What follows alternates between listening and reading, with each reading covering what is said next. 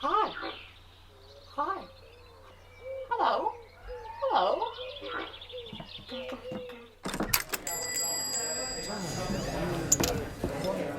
It was up on top of Black Rocks on Christmas Day, and it was freezing. There was a really thick hoarfrost on the trees, and it was before there was any thinning out, so it was quite a thick forest up there.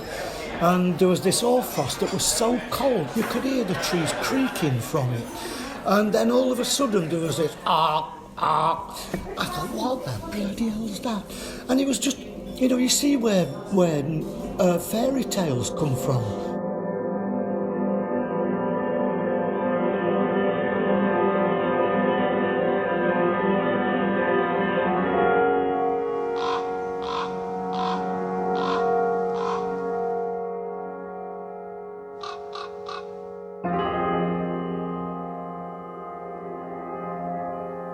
When we were growing up, the only ravens in the Peak District were place names.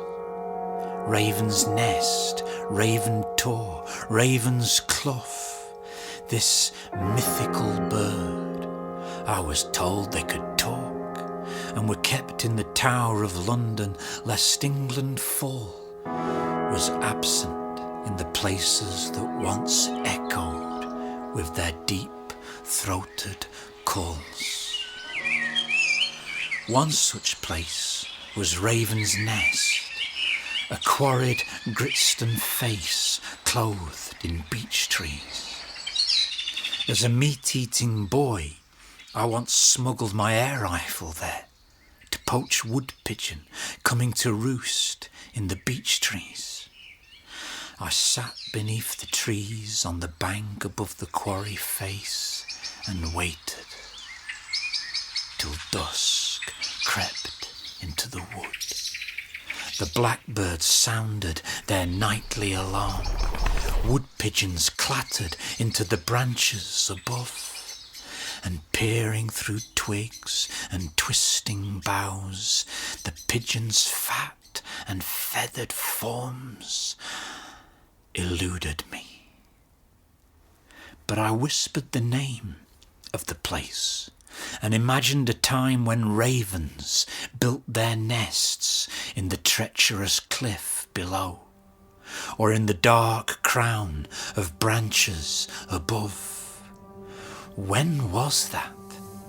And would they ever return?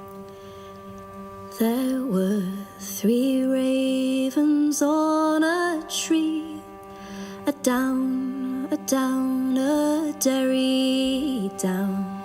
There were 3 ravens on a tree, hi-ho. The middlemost raven said to me, there lies a dead man at yon tree, a down, a down, a derry down, hi-ho.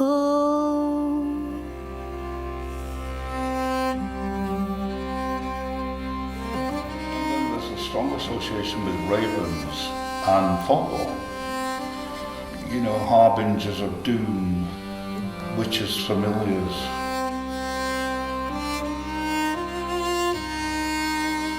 They'll be flying along and then they'll suddenly plummet down and then regain it all.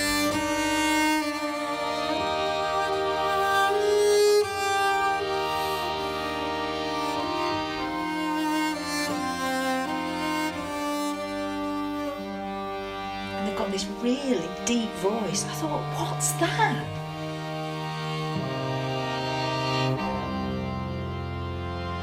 But so much complex language. Well, we know about this, don't we? There's been a lot of research about that. I sat up on rocks up on Kinder and fancifully had a chat with a raven. The middlemost raven said to me, there lies a dead man at yon tree. They claimed that they could hear the ravens talking to her.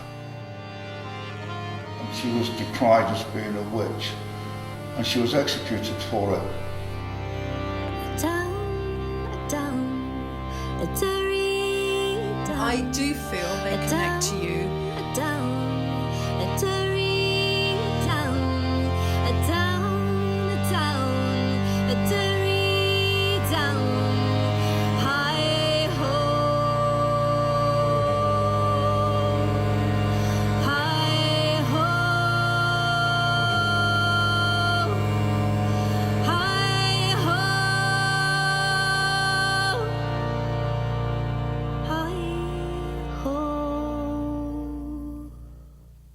From the raven who stole the light and with it lit the world, to Odin's watchful messengers, Hugin and Munin, thought and mind, the raven occupies a special place in the human imagination.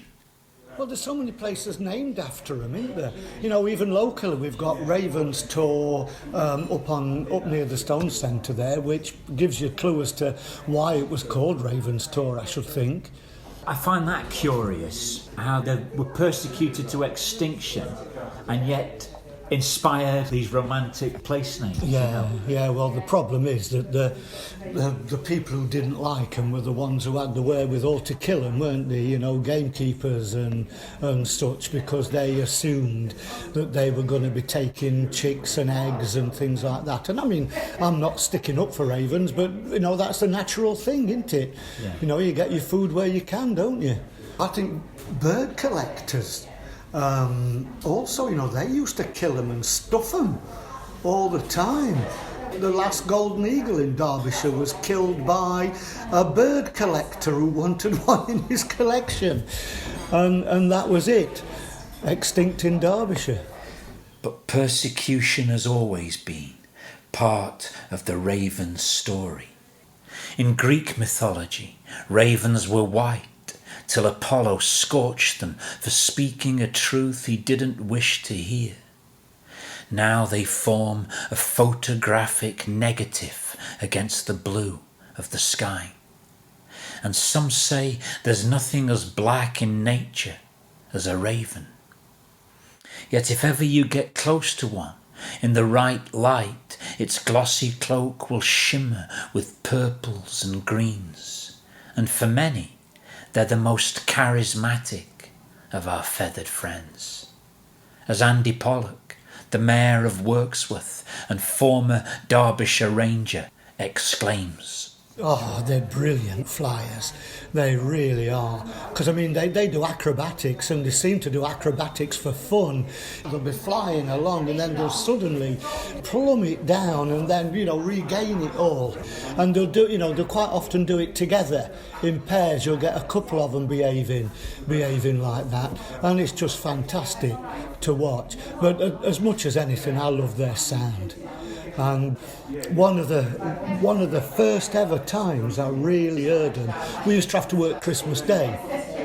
I was up on top of Black Rocks on Christmas Day, and it was freezing. There was a really thick hoarfrost. You know, you're in the middle of this wood, nobody else about, dead silent, freezing cold, and this weird noise suddenly appears. It came really low over the top of trees and flew across.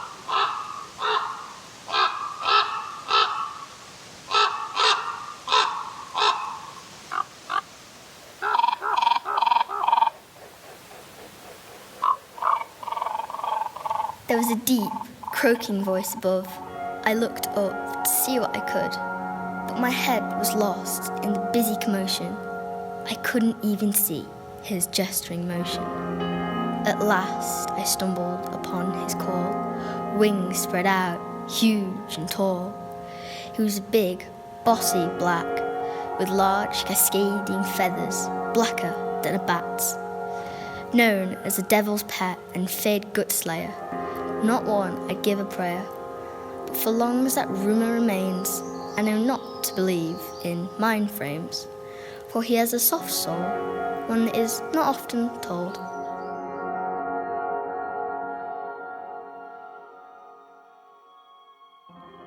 The ravens are back, isn't back. it? Yeah, back. They're back here. Okay, after a long absence. It was the 1850s that the last ones were shot and poisoned in the Peak District. Why were they shot and poisoned? Because they've got such a bad press. I mean, a lot of you are calling them the devil's child and stuff. Even though I've tried my damnedest to get you beyond that notion. The ravens are back, with their sharp, curved beaks, vivid glass-like eyes, glossy black feathers, feared gut slayers, the watchful eyes of winter, and the devil's pet.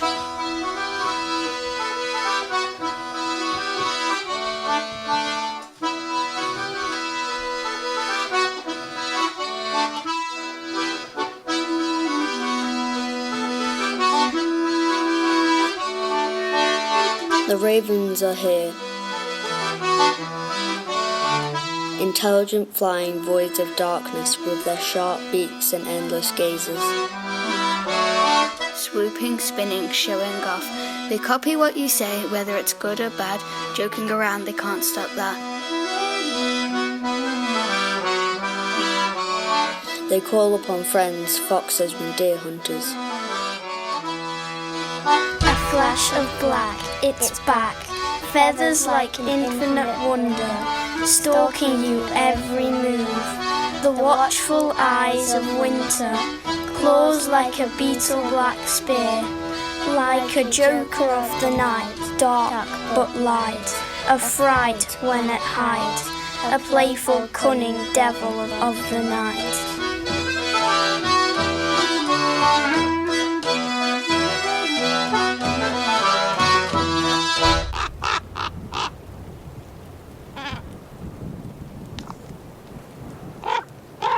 Ravens are a big upland bird, the heaviest of all birds that perch. Their beak is large, and their throat, kept warm with a shaggy ruff, is often busy with playful sounds. A problem solver with bright, inquisitive eyes. In the wild they can live for over 20 years. They mate for life, occupy a territory, and are known to befriend individual foxes, signalling where prey may be found, or calling the fox to a carcass they can't tear into in return for the spoils, sometimes calling the fox by imitating its bark, for ravens are brilliant mimics. So why are they so vilified? Perhaps it's because they seem to know when an animal or even a human is sickly or approaching death, when their cries become morbid prophecies. Ravens are omnivorous. They live on carrion, small animals, insects, seeds, fruit, fish, eggs, and the young of other birds, a menu for which they were persecuted.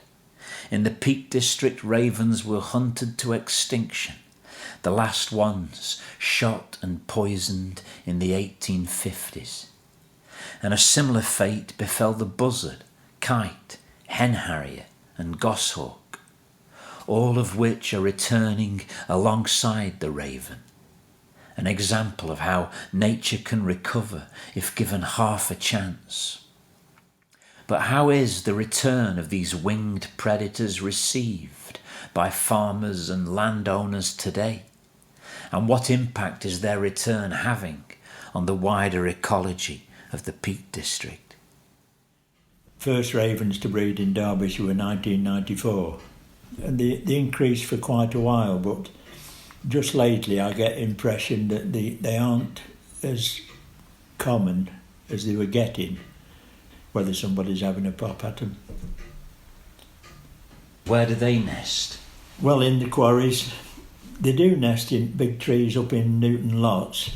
They'll perhaps take over an old buzzard nest or something like that, because buzzards have nested round here now for quite some years. I remember hearing my first buzzard and finding my first buzzard flight feather. Yeah. What year would that have been? It'd be 90s. Yeah. Yeah. So they came back at about the same time as the ravens? Yes. Yeah, about the same time. Do you think there's a common reason as to why the buzzard and the raven? I think there's been less persecution, whereas at one time anything with hooked beak didn't stand a chance. I mean, even down to a river keeper, he once showed me a kingfisher trap. A little trap that you put on a post next to a river, and a kingfisher would land on it. And, yeah. Wow. Because they took young trout. Wow. But anything that interfered with blood sports was fair game. But they've become more enlightened now, yeah. So they've allowed to. I mean, goshawks at one time, you'd never see a goshawk in Derbyshire, but they're quite common now. They've nested in Oldale and up there now for, I don't know, 8-10 years.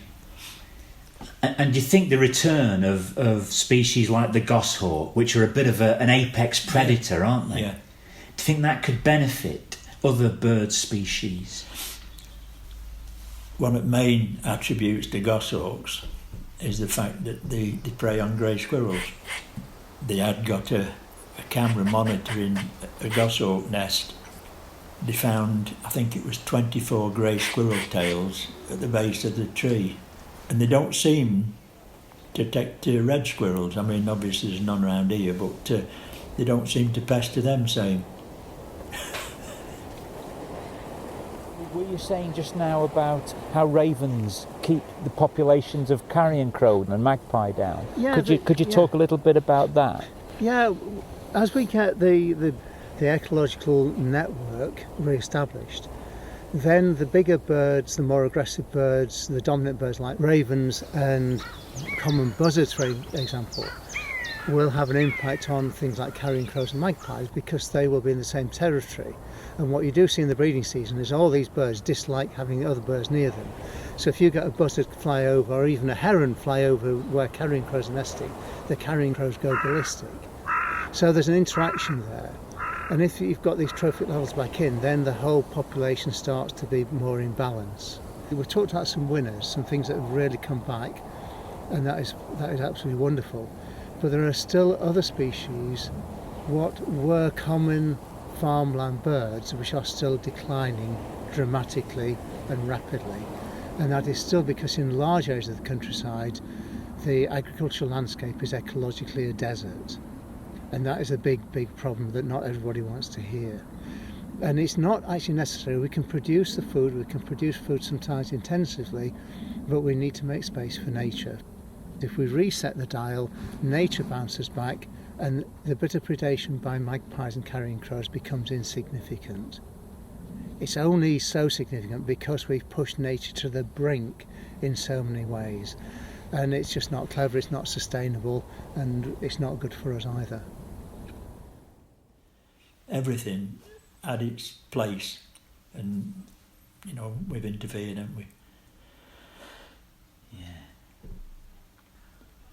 Yeah.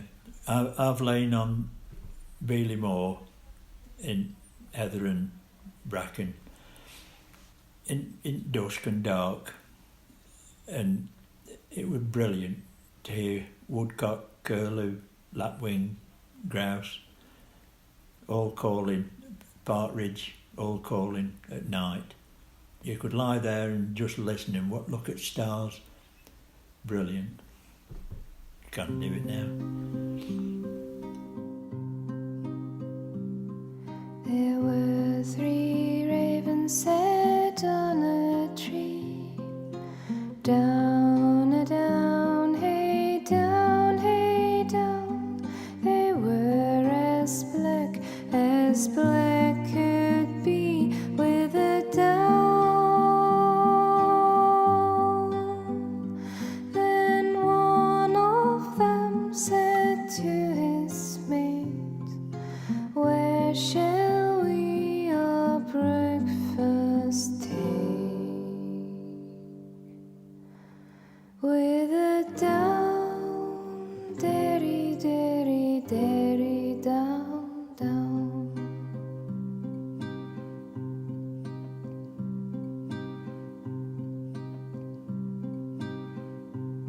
Now, I must get the pronunciation right here because on paper this village is called Wildboar Clough, but the people around it call it Wilbur Clough.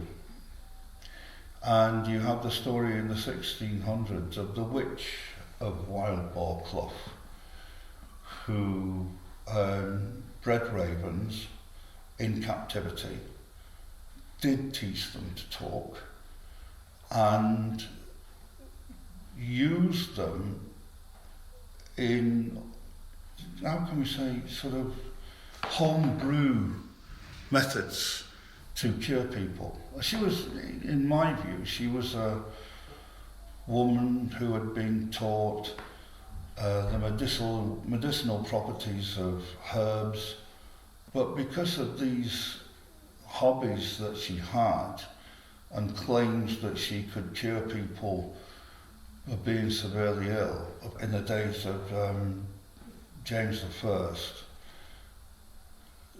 there was a national witch hunt on, and she was decried as being a witch, and she was executed for it without any evidence whatsoever. They claimed that they could hear the ravens talking to her. Hello? Hello? Now, whether that was a conversation or whether that was the raven talking back to her in copying her voice is another thing. With it down, dairy, dairy, dairy, down, down.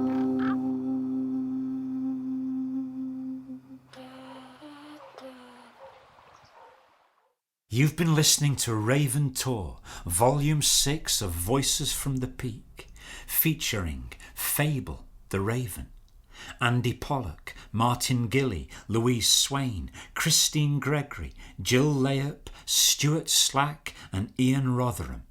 The young poets of Buxton Junior School, including Evie Willis, Joella Jones, Noah Holdsworth, Thomas Rowe, Skye Russell and Dilys Curtin, with music by Dave Sturt from his album Dreams and Absurdities, Andy Martin and Rakestone, Tuotillo singing Three Ravens, and Hannah James and Toby Coon singing the Stoney Middleton version of Three Ravens.